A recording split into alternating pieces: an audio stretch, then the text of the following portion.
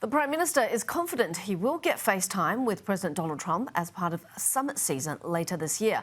Let's go live to Trudy McIntosh. Hi, Trudy. Albanese also addressed the confusion over Richard Marles' quick trip to DC.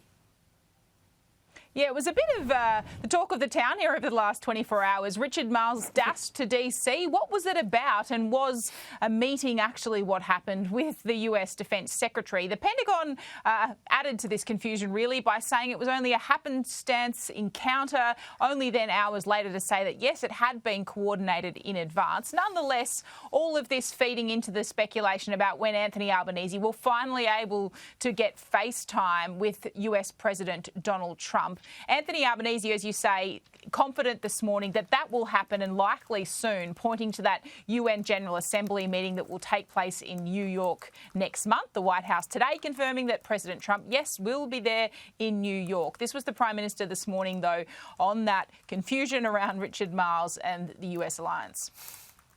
That wasn't his job and it wasn't his issue, and I don't think it was.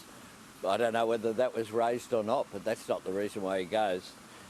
We have office-to-office communication, and Ambassador Rudd is responsible for those issues. So have you got the meeting with the top dog yet, or what? Well, when you see it on your screens, you'll know it's confirmed. But I'll be certainly with President Trump a number of times between now and the end of the year. It's summit season.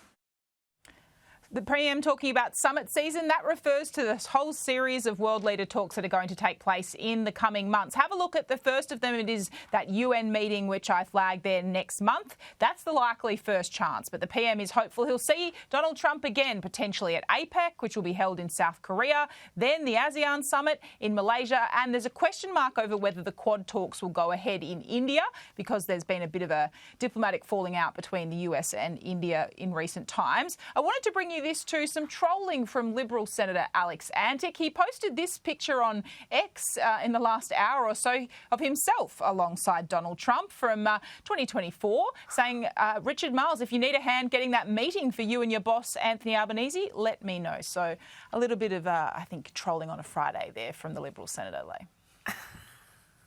OK. All right. Thanks so much for that, Trudy.